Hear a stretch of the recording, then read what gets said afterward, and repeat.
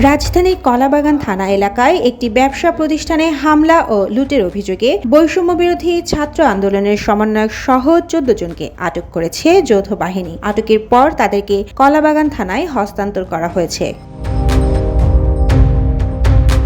শুক্রবার রাতে এ ঘটনা ঘটেছে বলে নিশ্চিত করেছেন কলাবাগান থানার ভারপ্রাপ্ত কর্মকর্তা মোক্তারুজ্জামান।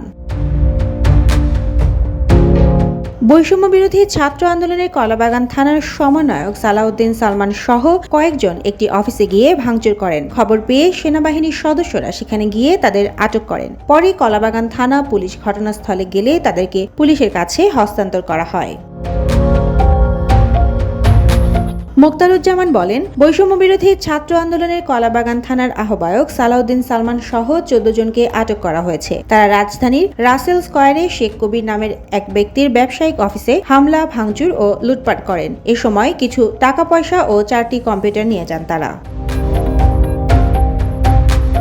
এই ঘটনার কোনো সিসিটিভি ফুটেজ পাওয়া গেছে কিনা জানতে চাইলে মোক্তারুজ্জামান আরও বলেন, সিসিটিভিগুলো ভাঙা পাওয়া গেছে। ফুটেজ উদ্ধার প্রক্রিয়াধীন, সংগ্রহের চেষ্টা করা হচ্ছে। ওই অফিসের ড্রয়ার ভাঙা পাওয়া গেছে। এই ঘটনায় মামলা প্রক্রিয়াধীন বলে জানান ওসি।